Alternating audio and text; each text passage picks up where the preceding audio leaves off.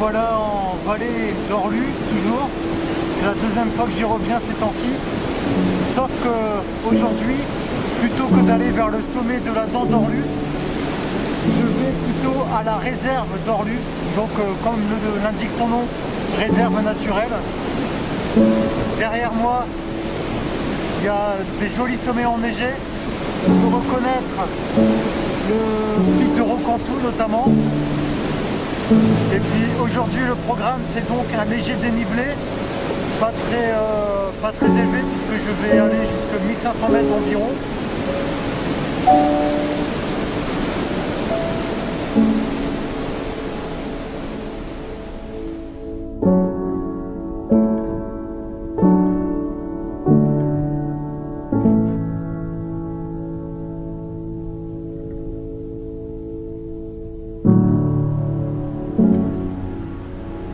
Ça y est, j'y suis, la réserve d'Orlu. Là nous sommes dans l'entrée, donc on est exactement à la plaine d'Angaoudou, environ 1500 mètres d'altitude. Donc ici, il y a plein de marmottes, un des lieux pyrénéens les plus chargés en marmottes, du fait de leur réintroduction, puisque la marmotte a failli disparaître des Pyrénées. Donc elle a été réintroduite, et notamment ici dans cette réserve naturelle. Et du fait du statut de réserve, eh bien, les marmottes ici sont protégées et peuvent se maintenir, voire grandir, augmenter leurs effectifs. Il y a aussi des isards. Alors les isards, j'ai vraiment du mal à les voir, mais ici en principe on peut les voir en étant attentif. Il faut savoir que les isards en ce moment en plus, ils sont capturés par les responsables ici des lieux. Pourquoi? Parce que c'est une manière d'observer leur comportement et de voir aussi leur état de santé et de pister un peu les effectifs.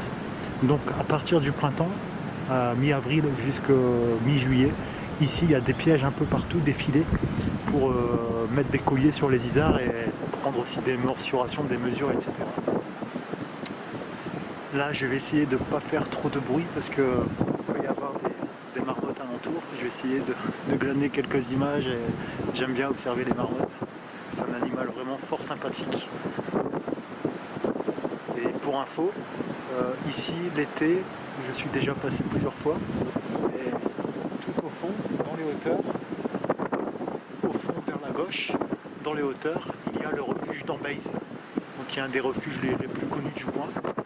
Et il y a un grand lac d'ailleurs là-haut. Et après le refuge d'Ambeiz, on peut poursuivre comme j'ai fait l'an passé et on peut atteindre la Catalogne, les Pyrénées catalanes. Donc ici il y a tout un parcours à faire. C'est la première fois que j'y mets les pieds le printemps et il y a nettement moins de monde que l'été parce que ici l'été c'est l'autoroute, c'est un chemin très accessible et très familial. Il y a beaucoup de familles qui viennent. Ça permet aux enfants de se familiariser avec la montagne parce qu'il y a quand même des sommets ici très visibles, donc il y a ce caractère montagnard prononcé. En même temps, on est au contact visuel avec de la faune sauvage, donc les marmottes qui plaisent souvent aux enfants, et puis les isards, les rapaces qui peuvent passer, parce qu'ici il y a aussi des rapaces, il y a notamment le gypaète barbu, mais il est installé beaucoup plus dans les hauteurs, donc il faut avoir vraiment un gros coup de bol pour le voir. Il y a beaucoup de vent, je ne m'éternise pas, le son ne doit pas être terrible. Sur ce, je vous dis à plus tard, en espérant offrir quelques images de la faune qui est bel et bien présente ici, mais pour laquelle il faut être attentif quand même. Ciao.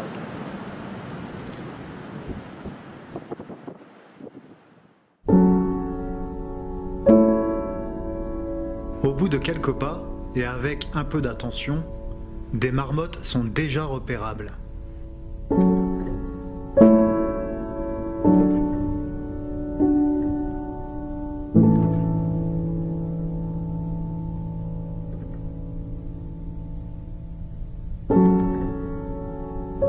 Comme on peut le voir sur ces images, la marmotte est un mammifère très social et surtout très joueur. Mais on peut les voir aussi se toiletter ou encore se renifler. Les marmottes vivent en famille. Il y a les deux adultes et puis les jeunes sur leurs premières années. On remarquera qu'il y a toujours un membre de la famille qui fait la sentinelle et au besoin, il crie pour sonner l'alerte. La famille hiberne dans un terrier d'hiver, puis un autre terrier est utilisé au printemps. L'hibernation a duré plus de 5 mois, mais certaines, malheureusement, meurent de froid avant le gai réveil printanier. Tiens, une deuxième famille qui s'agite. L'ensemble des familles forment une colonie de peuplement. Malheureusement, dans les Pyrénées, les colonies ont une tendance consanguine. Ces jolies fleurs, ce sont des gentianes printanières. Et si elles sont là, c'est notamment grâce aux fourmis qui en répandent les graines.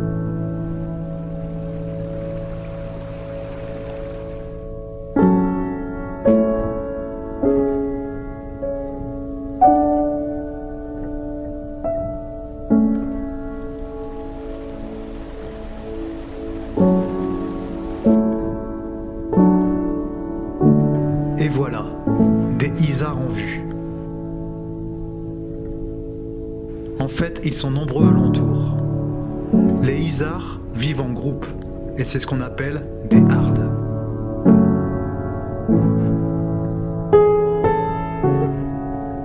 On remarquera que le pelage est clair. Avec le printemps, le pelage s'éclaircit, contrairement à l'hiver, où le pelage est brun foncé.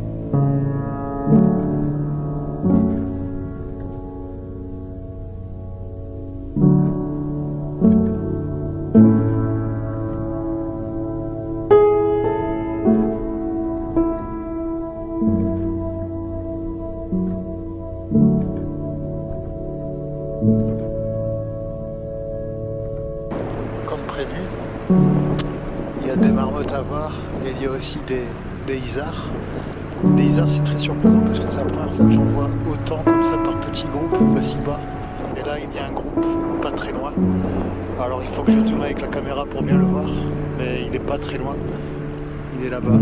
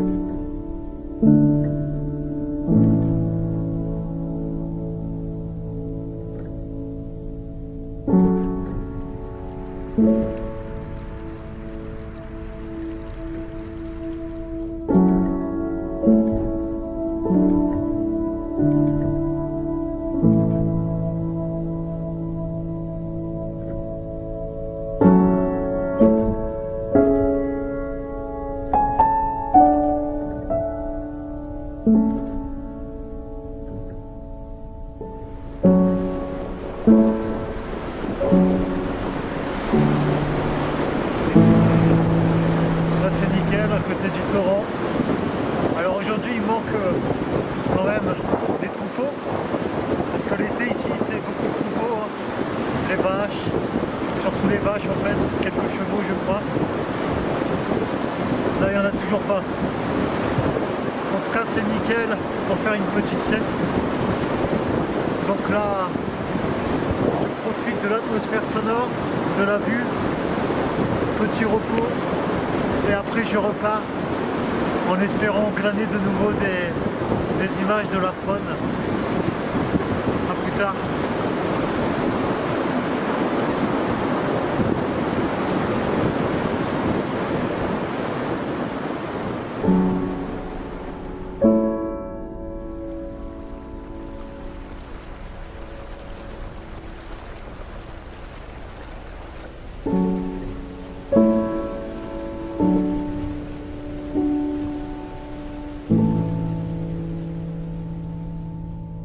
Ce qui est très intéressant là, c'est que des isards se sont un peu rapprochés. Et il y a aussi des marmottes qui les côtoient directement. Ce qui fait une cohabitation de la faune sauvage très appréciable à observer.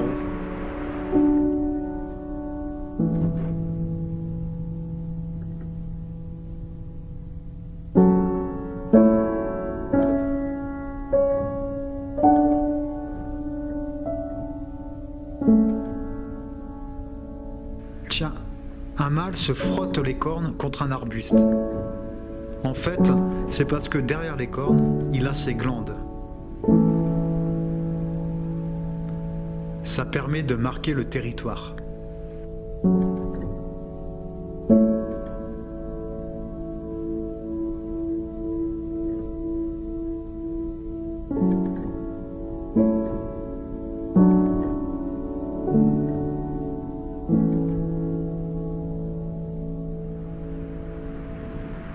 C'est beau.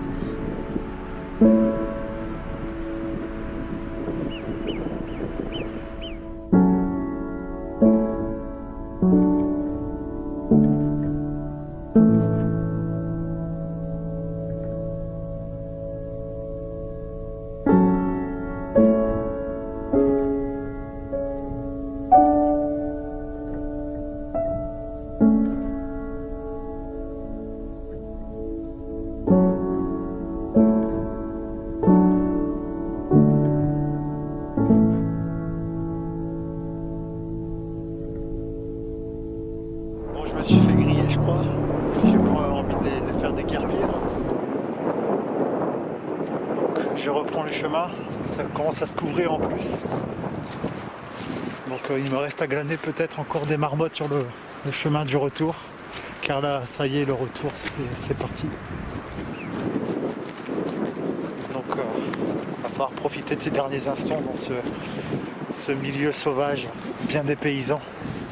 Et très soft à la marche. Encore une fois, c'est parfait pour les sorties familiales et pour initier les enfants à la montagne.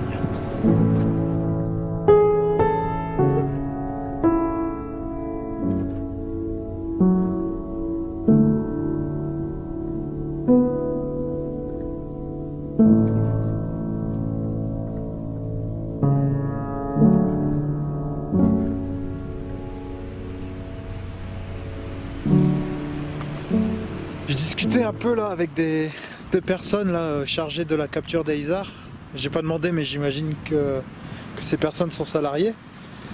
Du coup, ils m'ont donné pas mal d'infos intéressantes. Déjà sur le système des pièges. En fait, le principe, les engins à filet là, j'en ai vu 2 ou 3 là sur la route, c'est de mettre du sel dessous au centre. Et les isards sont donc attirés par le sel. Et quand il y en a un, ou j'imagine plusieurs, qui viennent dessous le filet pour se procurer le sel, eux, les personnes travaillant là, sur les isards, sont chargés de tirer sur des espèces de câbles pour mettre les isards dans les filets. Après, ça demande une intervention pour mettre un collier, et aussi pour prendre des mesures, etc. Donc c'est vraiment du suivi des effectifs de isards ici. Et d'après ce qu'ils m'ont dit, les isards se portent bien dans la réserve d'Orlu. C'est statu quo, voire une légère hausse d'effectifs si j'ai bien compris. Après ils m'ont parlé des rapaces. Et ce que je ne savais pas, enfin ce que je sais, c'est qu'il y a bien des aigles royaux ici. Donc ils me l'ont confirmé. Et ce que je savais pas, c'est qu'ils m'ont précisé en tout cas certains nichent derrière moi là, sur les hauteurs. Et c'est pourquoi on les voit, on est censé en tout cas les voir régulièrement voler ici. C'est pour ça que maintenant je guette un peu ces sommets là, parce que j'aimerais bien observer un peu un aigle royal. Ça serait la petite cerise sur le gâteau de cette belle journée. Et on peut imaginer que les aigles royaux ici ont un vif intérêt à survoler cette zone, puisqu'il y a beaucoup de marmottes. Là, j'ai encore glané pas mal d'images et j'en ai vu beaucoup à l'œil nu sans filmer. C'est assez facile, elles sont un peu partout là, c'est vraiment agréable.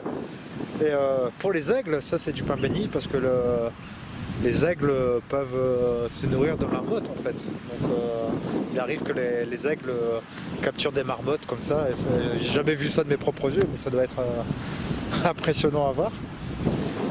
Et puis autre info, par ces mêmes personnes, depuis ce matin je vois des petits groupes d'oiseaux noirs là, et je pensais sur le coup que c'était des craves à bec rouge que j'avais déjà vu du côté du quai de Saint-Sath.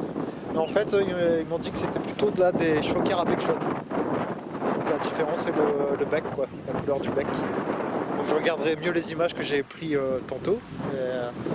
Ce sera sans doute l'occasion de vérifier. Et a priori ce sont donc des chocards à bec jaune.